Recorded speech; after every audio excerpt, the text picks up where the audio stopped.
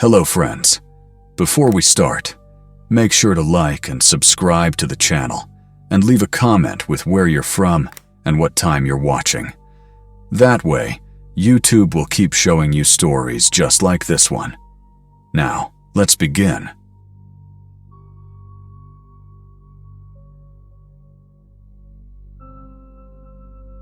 Christmas Eve has never felt the same to me since 2017. Before that year, it was just another holiday. Noise, obligations, forced smiles. After that year, it became a reminder. A date carved into my memory, like a scar you keep touching, even when it hurts. 6 months before that winter, my wife packed her things and left. No screaming fight. No dramatic scene, just quiet resignation. The divorce was finalized 2 days before Thanksgiving. By Christmas, I was living alone in a house that suddenly felt oversized, like it had been built for a version of my life that no longer existed. I was 38 years old, a college graduate from the early days of Facebook, old enough to remember a world before everything became permanent online. I worked as an insurance adjuster, property claims, disaster assessments, fire damage. I had seen flooded homes, burned families' memories reduced to ash, people crying over objects they would never touch again. I thought I was numb to tragedy. That Christmas proved I was wrong. I lived in a quiet suburban neighborhood outside Maplewood, Minnesota, the kind of place real estate brochures love. Identical houses with attached garages, trimmed lawns hidden beneath fresh snow, and streets that curved gently as if designed to calm you. Every December, the neighborhood transformed into a postcard. Icicle lights hanging from gutters, plastic reindeer frozen mid-leap, inflatable Santas bowing under the weight of snow.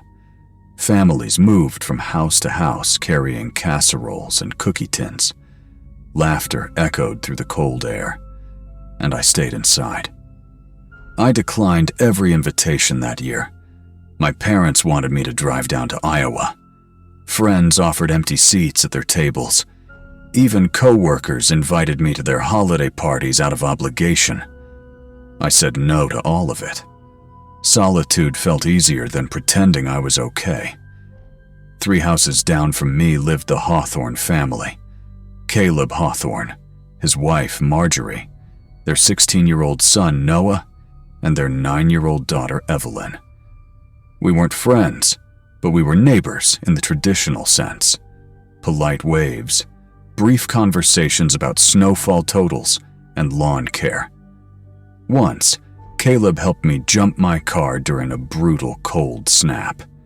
That was the extent of it. They were good people, the kind you assume will always be there. The snow started falling around 4 in the afternoon on Christmas Eve.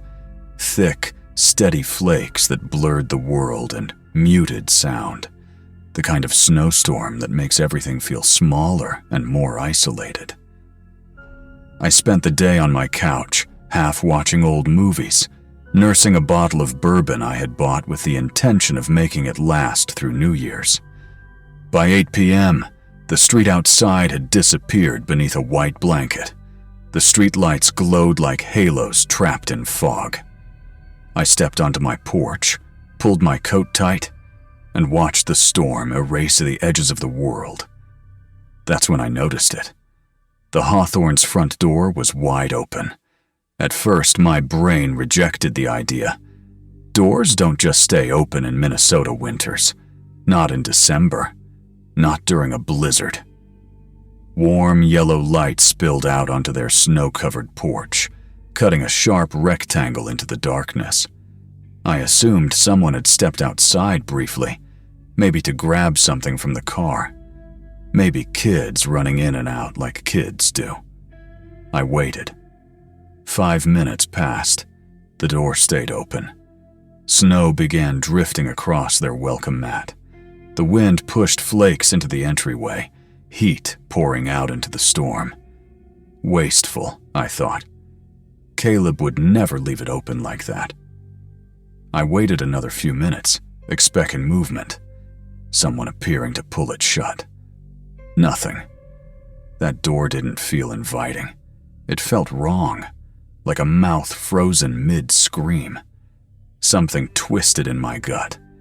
I told myself to mind my own business, that they'd close at any second, that I didn't need to involve myself. But I kept watching.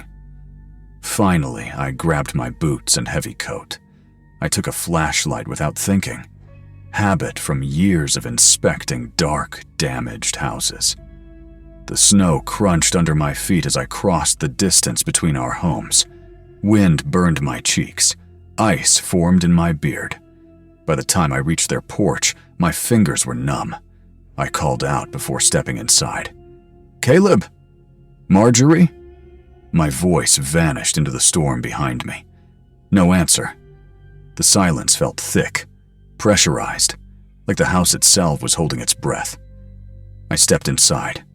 Warm air wrapped around me instantly, carrying the smell of roasted turkey and pine from their Christmas tree.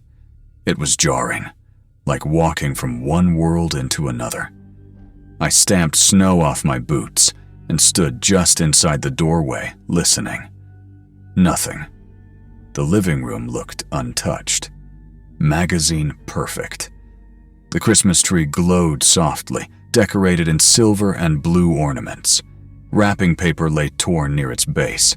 Stockings hung above a fireplace, where embers still glowed faintly. Everything screamed normal, except for the absence of people. I moved deeper into the house, calling their names again. My voice sounded wrong in that space, too loud, too lonely. The dining room stopped me cold. The table was fully set.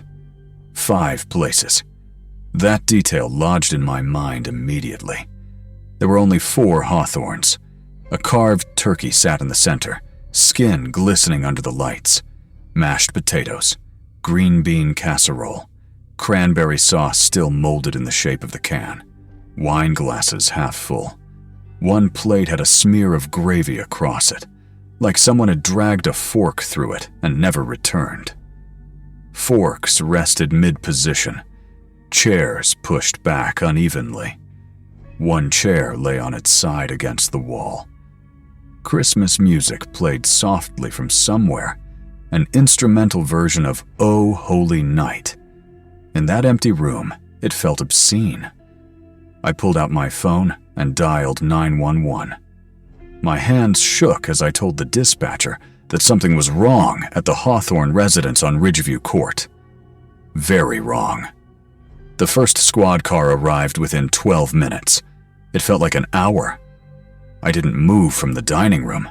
I was afraid to touch anything. Afraid to become part of whatever nightmare this was. 2 officers entered with hands near their weapons. I raised mine immediately.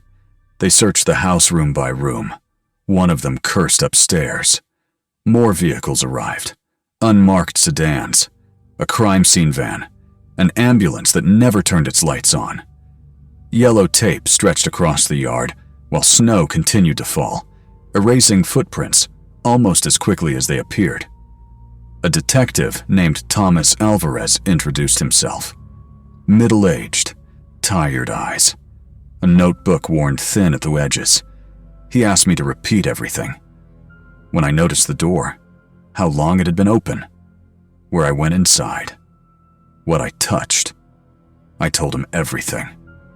Around midnight, he finally told me what they had, or hadn't found. The Hawthorne family was gone, all 4 of them. There was blood. Not much. A smear on the kitchen counter, droplets on the basement steps, and footprints leading from the back door into the yard. Heavy boots, size 11 or 12. They went about 40 feet before the storm swallowed them whole. No forced entry. No signs of a struggle beyond the overturned chair. Cars still in the garage. Keys on the hook. Wallets, phones, coats, all still inside. Whoever left through that back door walked into a blizzard dressed for winter. The Hawthorns had vanished in Christmas clothes. The story exploded by morning. By December 26th, it was national news. A family of 4 missing on Christmas Eve. Dinner abandoned mid-meal. Bloody footprints into a snowstorm. Reporters descended on our street. Satellite trucks lined the curb. Microphones shoved at anyone who opened a door.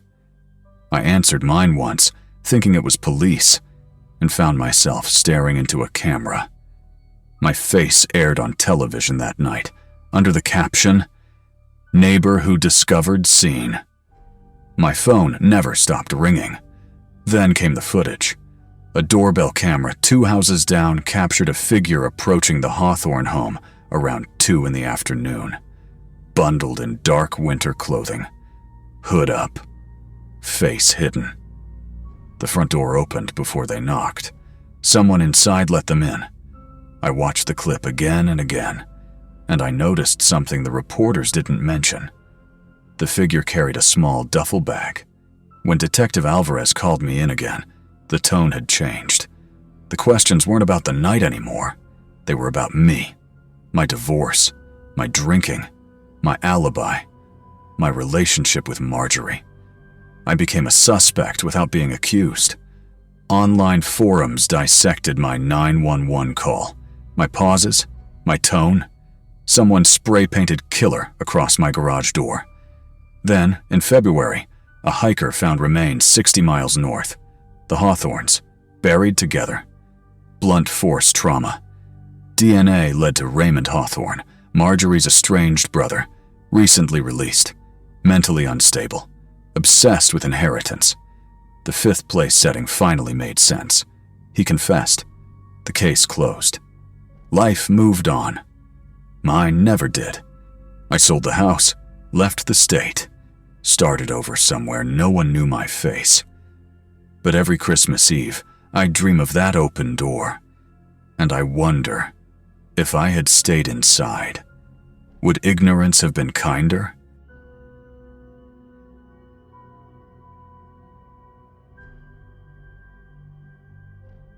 My mother called me on December 21st, 2017.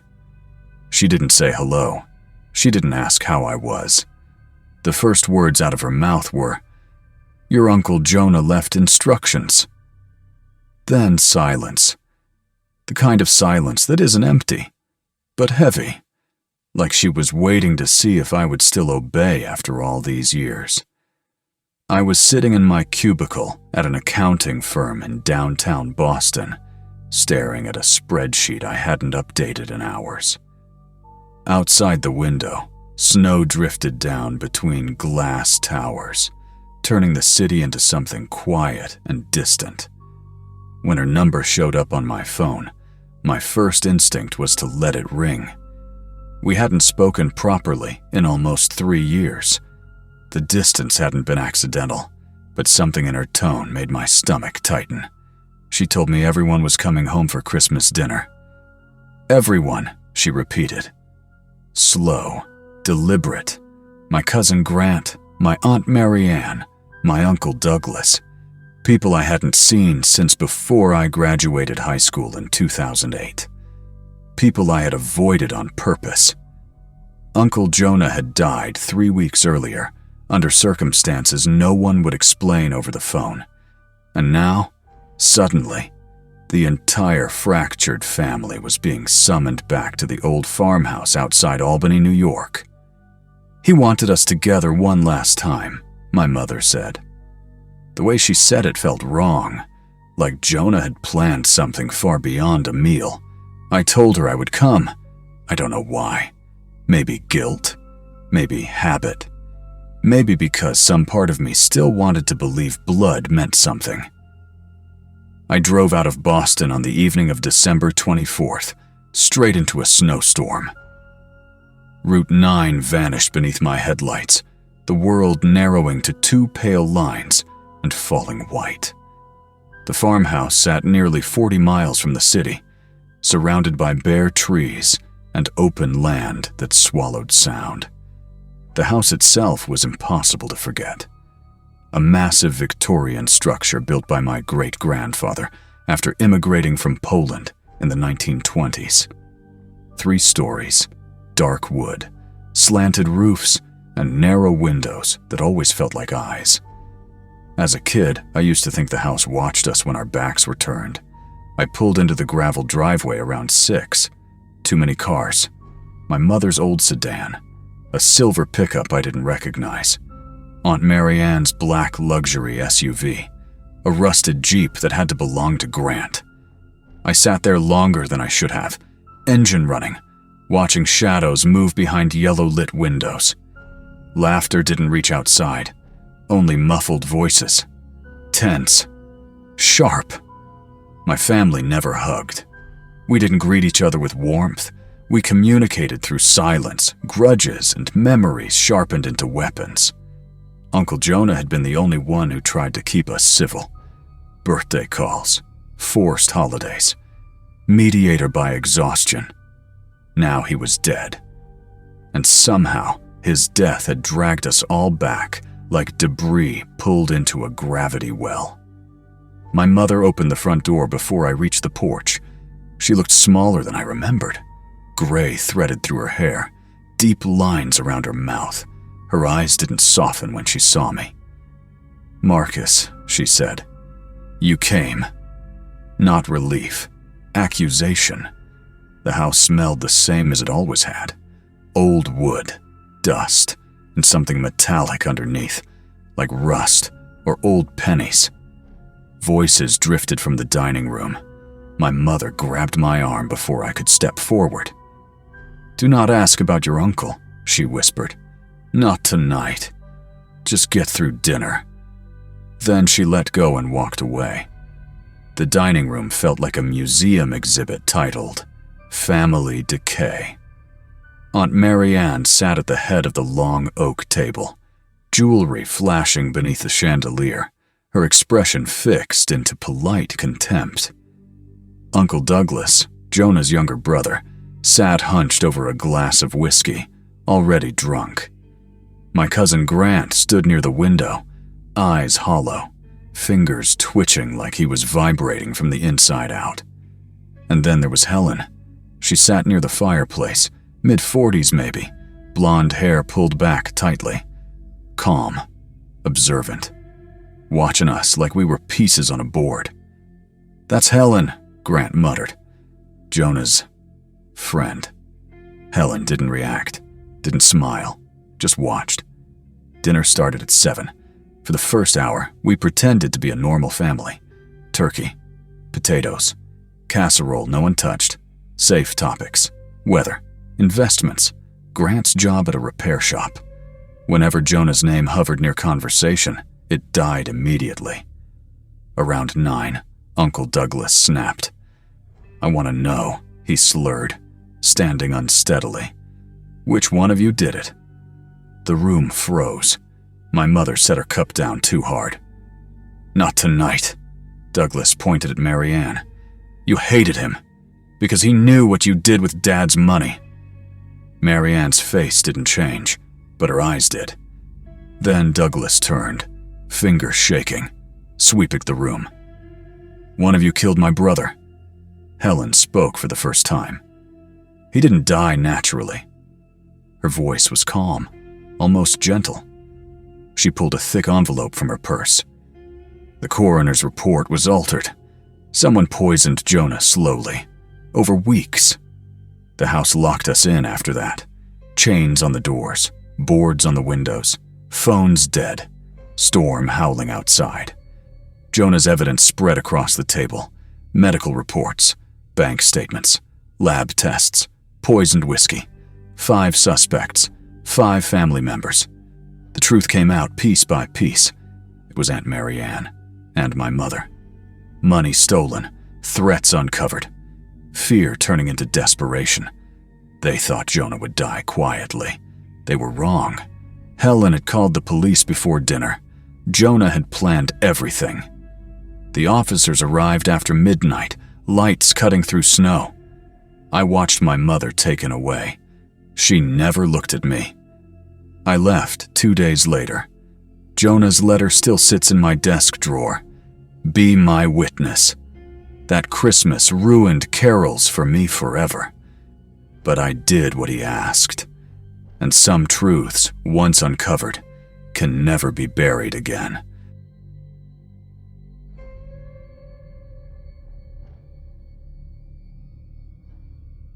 The office on the 5th floor of a modest building in downtown Pittsburgh felt like a ghost town that December. Artificial snow sprayed on the windows, a crooked string of blinking lights taped to the walls, a small faux pine tree sitting sadly in the corner, and candy canes in a glass jar nobody touched.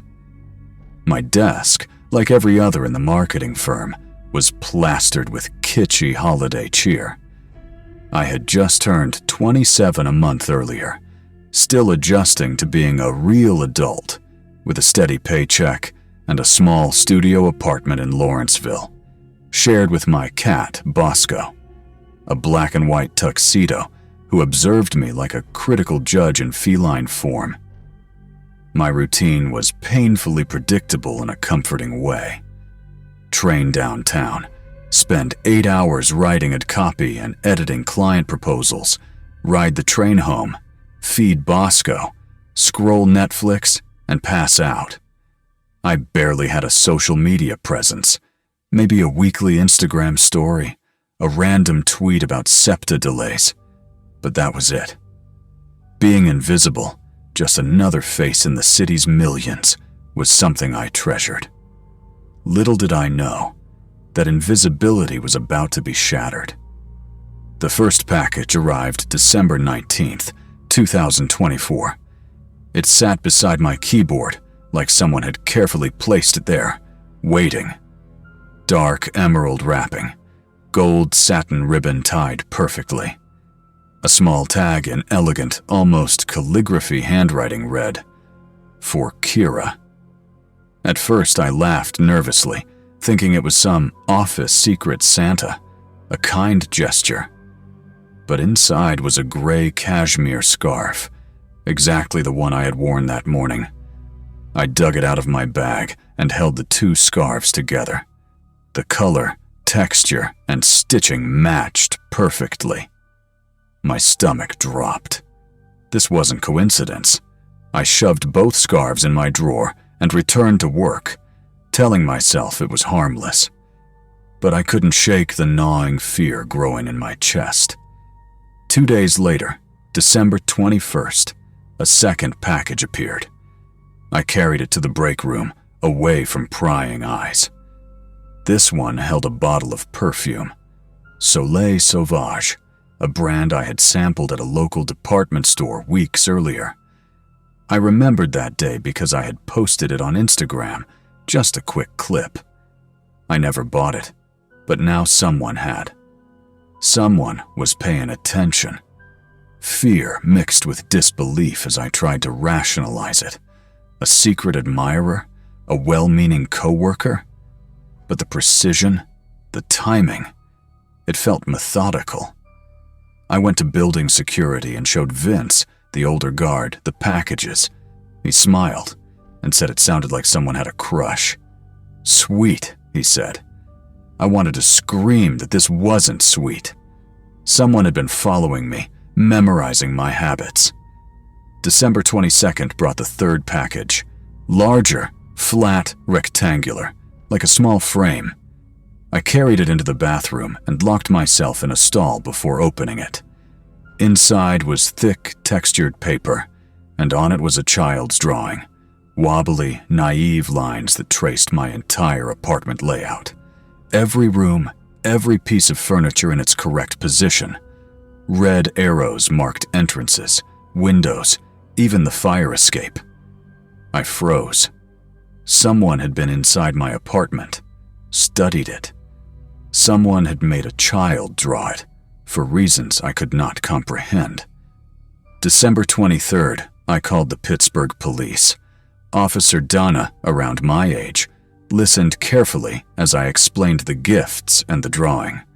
She asked about ex-boyfriends, neighbors, anyone I had rejected.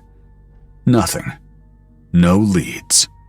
I filed a report, changed the locks, installed a chain lock, and even wedged a wooden beam in front of the back door. Bosco watched me in confusion as I barricaded the apartment like a paranoid soldier. By Christmas Eve morning, gray and cold with a light snow dusting the streets, I thought maybe the worst was over. I brewed coffee and sat on the couch with Bosco, watching the feed from the security camera I had installed in the living room. Everything appeared normal. My apartment was secure. The locks, the windows, the barricades, all intact. And then I saw it. On the coffee table sat a package, identical wrapping, ribbon, and tag. My heart froze. I did not scream. I could not.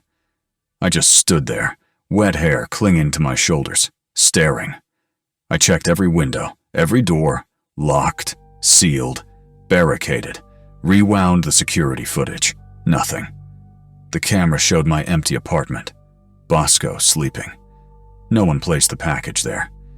I sat down and, trembling, opened it. Inside, my chef's knife, missing from the counter. My own kitchen knife, wrapped as a gift, and tucked beneath it a small card. It read, "I wanted you to feel how close I could get without being seen." I called 911. 2 officers arrived within 15 minutes, searching every inch of my apartment. No signs of forced entry. Locks untouched. Windows sealed. They dusted the knife and box for fingerprints, only mine. Officer Danny, who seemed as unnerved as I felt, speculated perhaps someone had a key from before I changed the locks, but I knew that wasn't possible. Officer Dana came by again off duty, concern etched on her face. She helped me pack a bag and drove me to my mother's house in the suburbs, insisting I shouldn't be alone. That Christmas, I barely ate, barely slept. Bosco never left my side. Weeks passed. Investigations turned up nothing. No surveillance footage of anyone entering the building. No witnesses. My Instagram followers checked. My neighbors questioned. Nothing. Whoever it was, they knew exactly how to remain unseen, how to inhabit my life without leaving a trace. I never returned to that apartment. Movers packed my things while I stayed with my mom. I found a new place in Shadyside, a building with 24-hour security, cameras in every hallway. A year has passed. Nothing else has happened. No gifts, no notes, no signs that anyone is watching. But I still check the locks 4 times before bed. I still scan every stranger on the train. And sometimes, late at night, when Bosco curls in my lap and I try to sleep, I think about that knife, that card, and I wonder, was I just the first test? Did someone find another person to follow? And do they still watch me, silently, invisibly, knowing that I know nothing? The isolation, the paranoia, it lingers. That Christmas, I learned that being invisible is just an illusion, and sometimes someone notices anyway.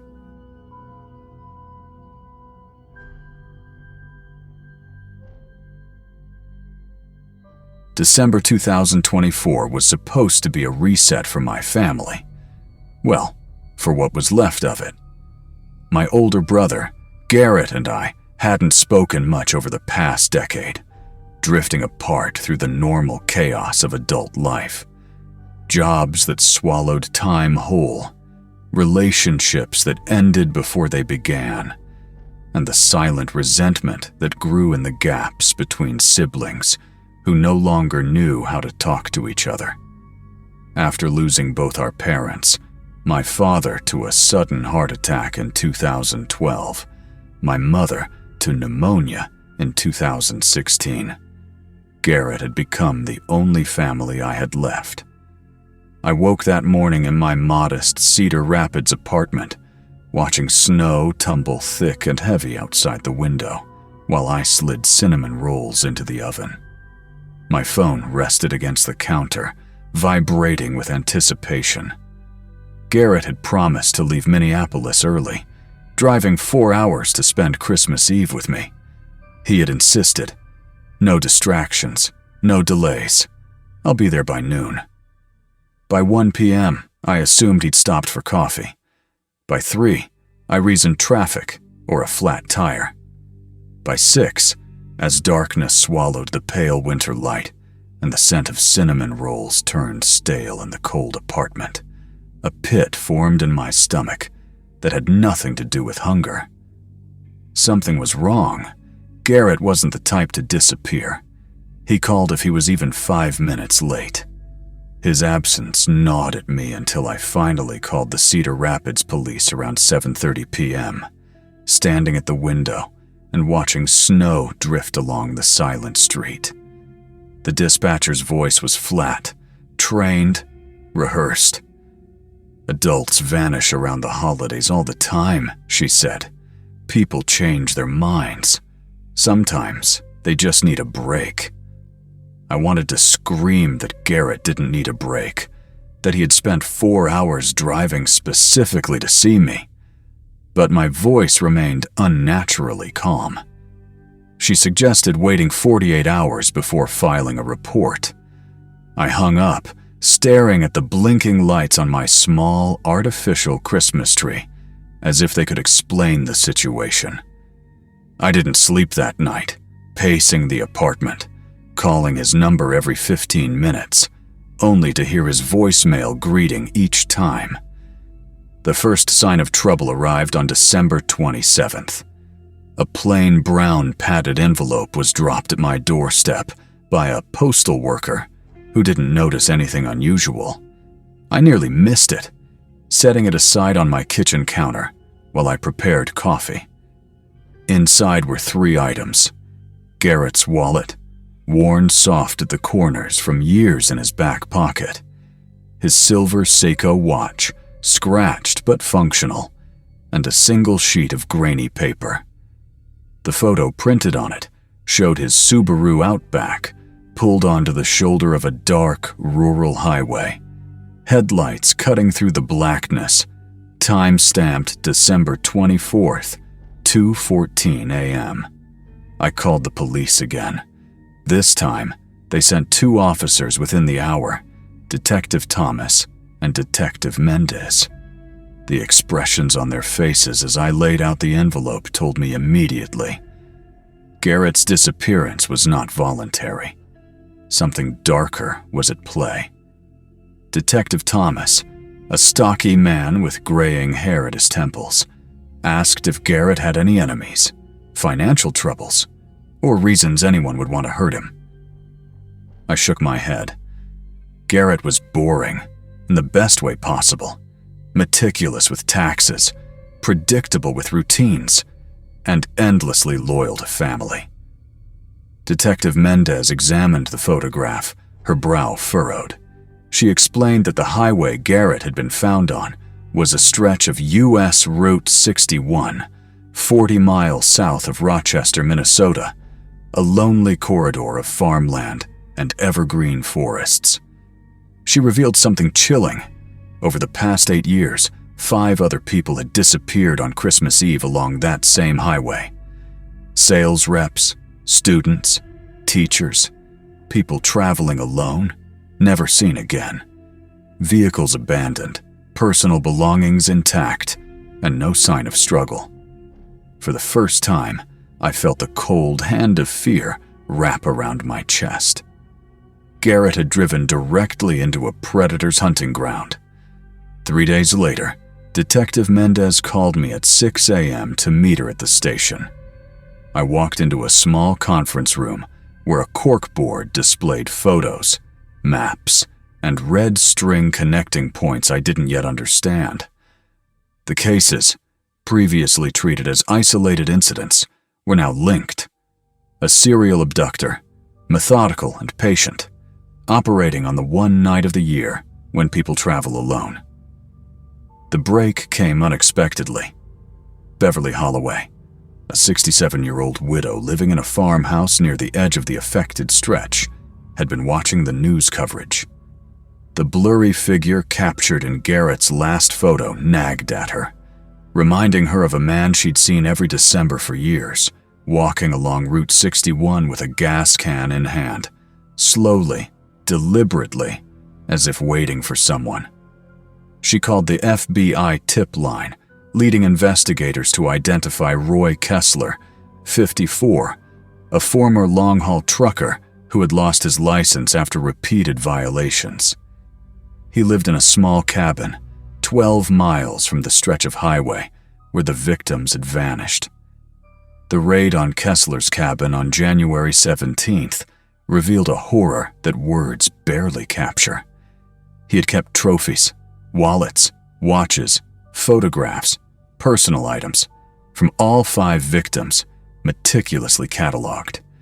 Garrett's watch and wallet were among them. Kessler's journals described his Christmas tradition, his twisted annual ritual of selecting victims who were alone, kind, and traveling in the dark. The victims he was known to have taken were only those in the past decade. References to earlier disappearances suggested the scope was much larger, potentially spanning decades. Kessler never faced justice. Surrounded by law enforcement, he put a shotgun under his chin and ended his life before the authorities could bring him in. The relief I expected never came.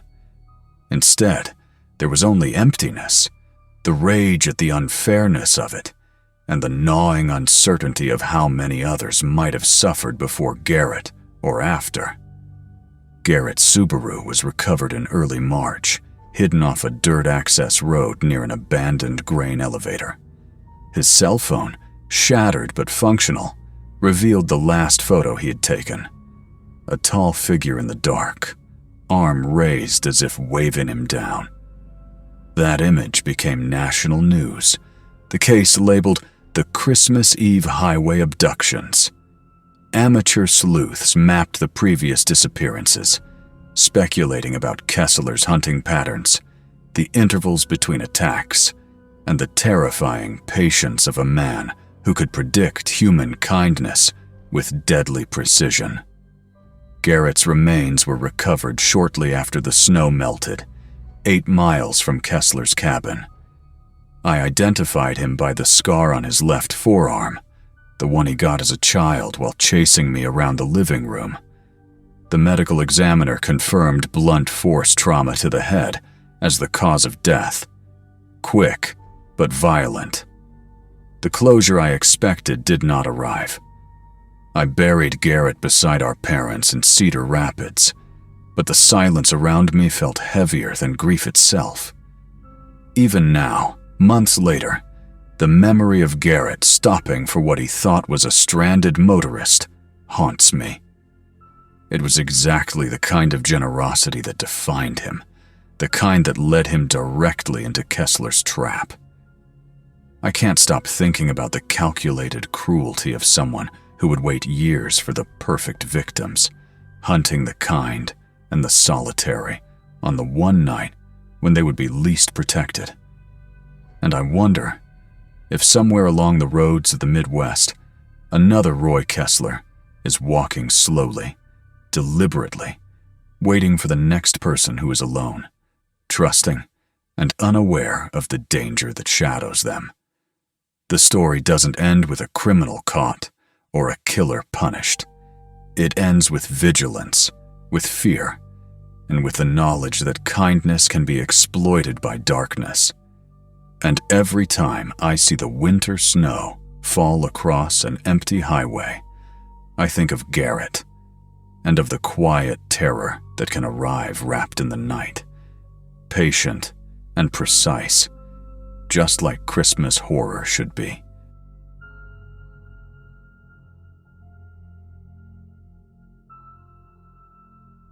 Crestwood, Minnesota, is the kind of town that slips under the radar. One stoplight at the main intersection, a diner that hasn't changed its menu since the 70s, and streets lined with houses that have stood there for generations. People in Crestwood are polite, familiar with their neighbors, and the kind of folks who leave their doors unlocked during the holidays. That December, I thought I was just going to experience the town's annual Winter Jubilee, a festival my coworker raved about for weeks, full of ice sculptures, wooden chalets selling handmade trinkets, carolers with voices like church bells, and enough hot chocolate to make a sugar addict weep. I was in my late 20s, single, working a steady job at a small marketing firm in the Twin Cities, and my girlfriend had gone home to visit her family that weekend. I had no plans, just me, a thermos of coffee, and a desire for a quiet day. The drive from Minneapolis was roughly 45 minutes through curving country roads lined with skeletal trees and snow-dusted fields. The wind whipped up fine, icy needles that stung my cheeks as I parked 2 blocks away from the festival's main square. Every spot closer was already claimed by early risers. I pulled on my scarf, shoved my hands deep into my coat pockets, and stepped into the holiday cheer. At first, it was everything I had hoped for. Kids ran in little clusters, their laughter echoing off the snow-covered rooftops. Couples clasped hands as they wandered from stall to stall. Elderly folks sat on benches near the gazebo, humming along with the carolers. Wooden chalets lined the streets, each brimming with scented candles, ornaments, and handcrafted gifts. I wandered past them, my mittens brushing against the carved wooden angels on display, eventually grabbing a soft pretzel dripping with cheese sauce. And then I saw them. Santas, more than a few, scattered throughout the festival, all in varying shades of red. At first, it seemed cute, a coordinated effort to make the festival feel immersive. Some had real beards, some had obviously fake ones. Each carried a small basket of candy canes and stopped for photos with the kids. I laughed, snapped a picture of 2 of them near the cocoa stand, and texted it to my girlfriend with a laughing emoji. I had no idea that one of those Santas would turn the rest of my afternoon into something I still wake up sweating from in the middle of the night. It was around 2:50 p.m. when it happened. I was near a stall selling intricately carved nutcrackers, debating whether to pick one for my niece, when I felt someone step behind me. Too close. That kind of closeness that makes you tense instantly, like the air itself feels wrong. I turned, and there he was. Tall, at least 6 feet 2 inches, wearing a deep crimson Santa suit that leaned more maroon than red. His beard was wiry, gray streaked, looking real, not fake. And his eyes, icy, pale blue, stared directly at me without blinking. He held a candy cane in front of me, wrapped in crinkling cellophane. "Just for you," he said. Low, whispery, the opposite of the booming Santa voices elsewhere. I smiled politely. "No, thank you," I said. He didn't move. He simply held the candy cane 6 inches from my face. I tried stepping around him.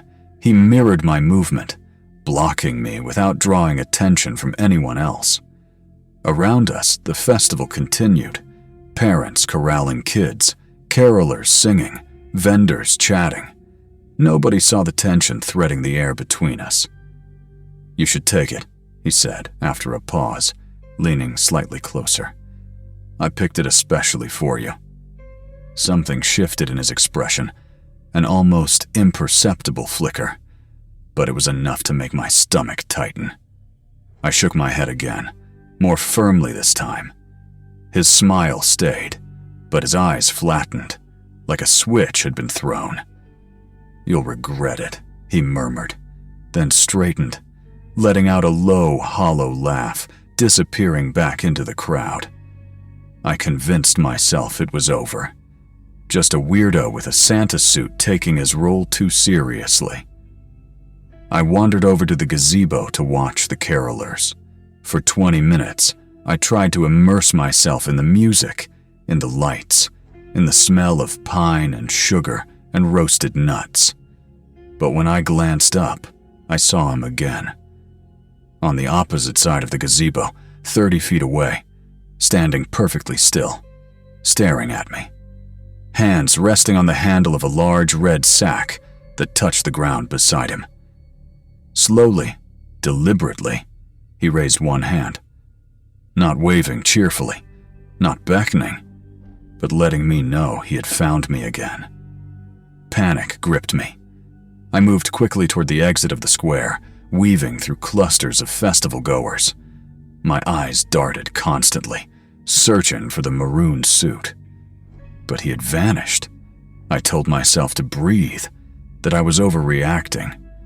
Maybe it was a coincidence. By 4:50 p.m., the sun was low, the temperature dropping fast. I decided to leave. The walk to my car should have taken 5 minutes along Birch Lane.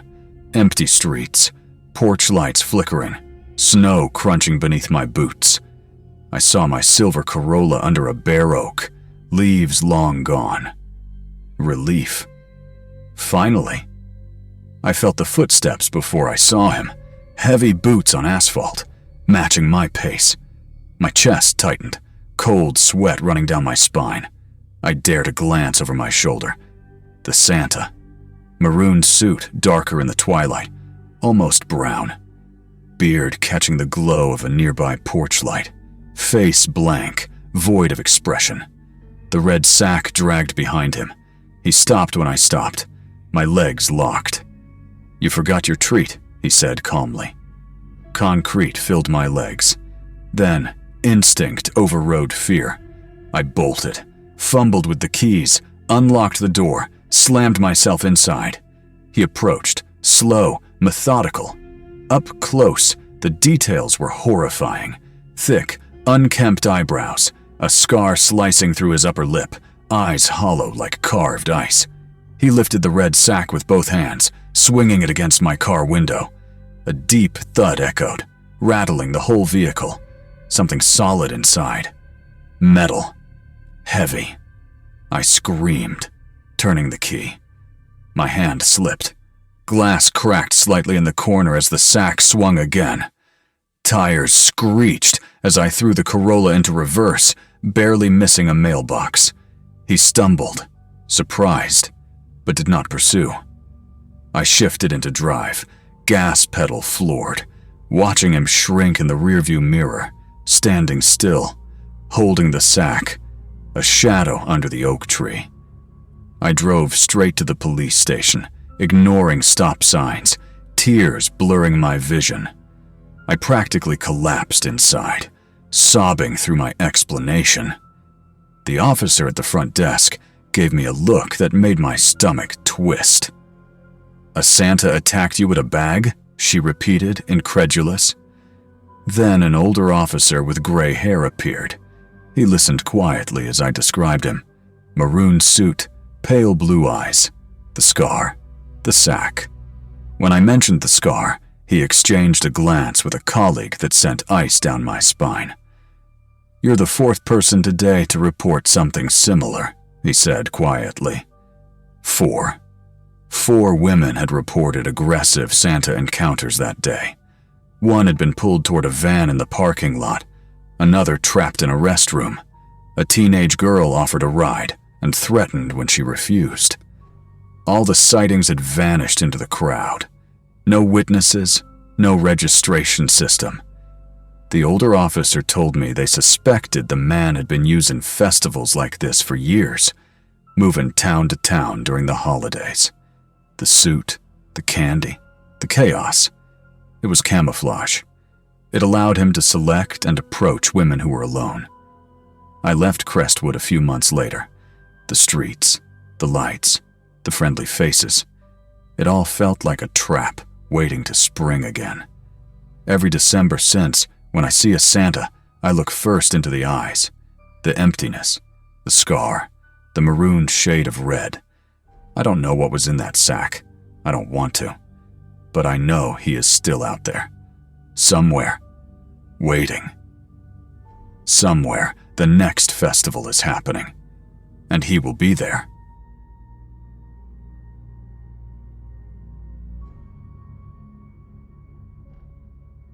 Christmas Eve of 2018 was supposed to be a quiet reset. After my divorce finalized in September, I had signed a lease for a one-bedroom apartment in a brick complex on Crescent Avenue, a street in Dayton, Ohio, lined with low-rise buildings from the 60s. Thick walls, cast-iron radiators, and hallways that smelled faintly of old carpet and pine cleaner. I had moved in with my 7-year-old daughter, Harper, just months earlier, but she was spending the holiday with her mother and grandparents in Cleveland. I figured I could enjoy the silence, maybe even convince myself that being alone for the night wasn't so bad.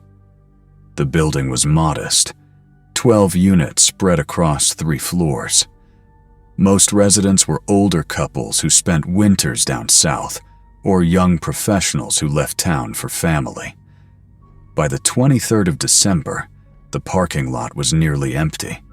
The only sound the faint hum of my heater and the occasional car rolling down the street.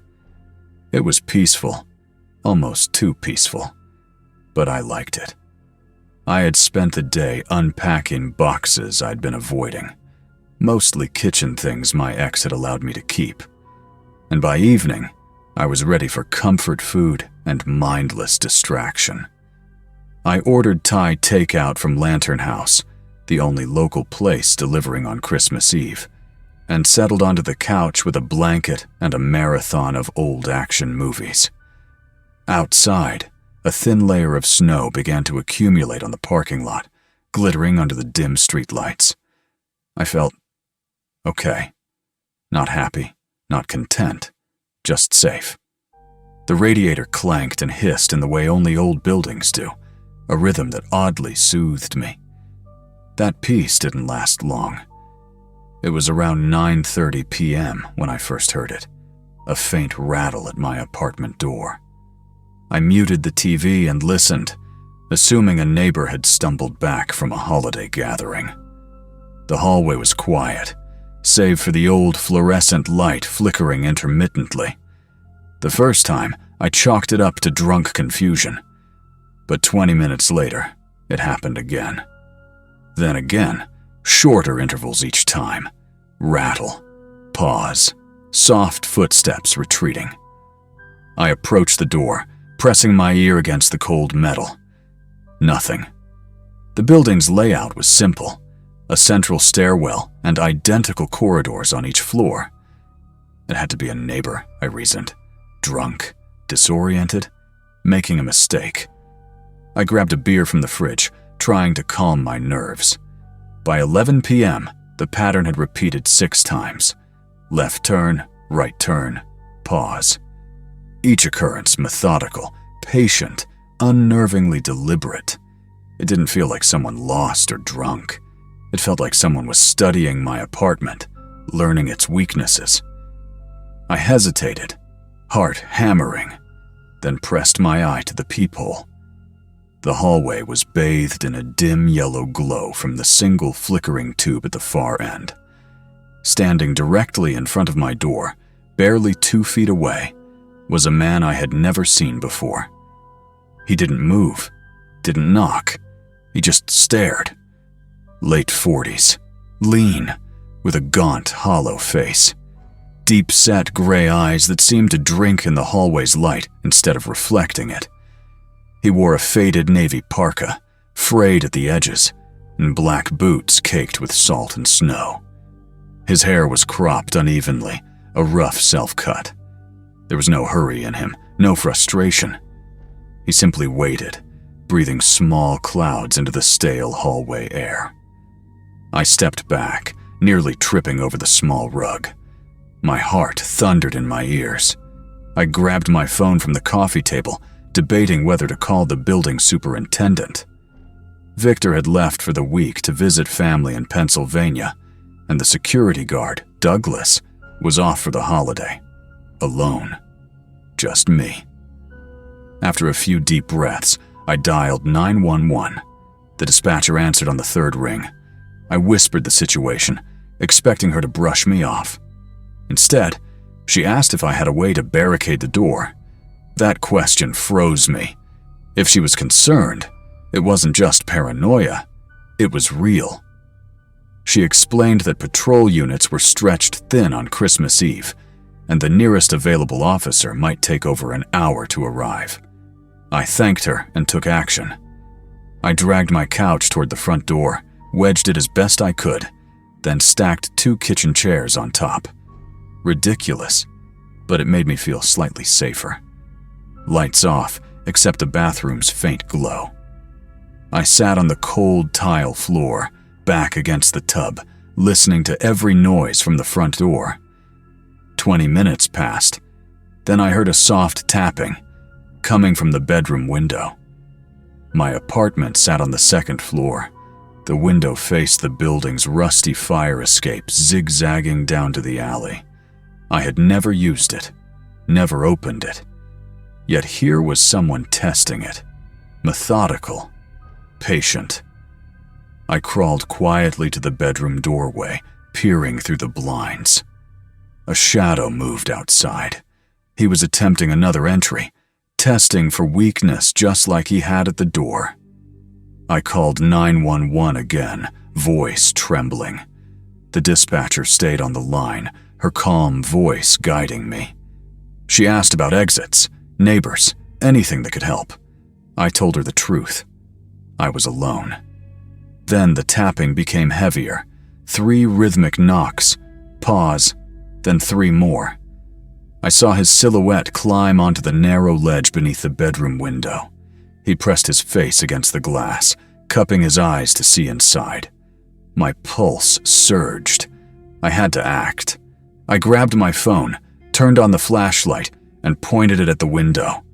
For one horrifying second, we made eye contact. His face was unreadable, calm, evaluating, like a lock to be picked.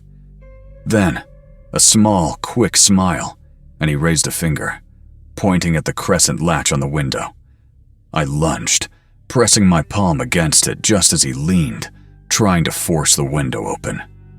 The wood creaked under his weight, but held. The dispatcher's voice was in my ear, urging, asking, telling me to keep fighting.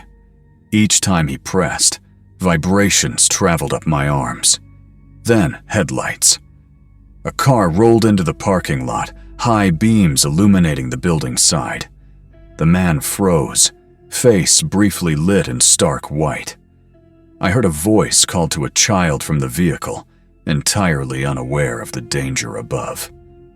The figure on the ledge glanced at me one last time, that hollow, calculating stare, then disappeared into the shadows of the alley. Footprints in the fresh snow marked his escape. Police arrived nearly 40 minutes later. They searched the building, the alley, and surrounding blocks. Nothing. No fingerprints, no identification, no witnesses. Just the echo of my terror. The officer who took my statement leaned back, sighing. He told me it sounded like a professional, someone who targeted empty or lightly occupied buildings during the holidays, methodical and patient, looking for weaknesses to exploit. Nothing was stolen, yet standing there in my apartment, surrounded by makeshift barricades, I realized he had taken something all the same. My sense of safety, my trust in the walls around me, everything. I moved out 3 weeks later. I never returned. Even now, years later, I think about him. The patient smile, the calculated tapping, the cold blue-gray eyes.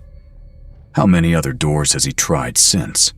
How many other Christmas nights has he circled buildings, testing windows and locks, waiting for someone to be alone? And sometimes, when the snow falls quietly on Crescent Avenue, I imagine him standing on the fire escape again, scanning the rooms, waiting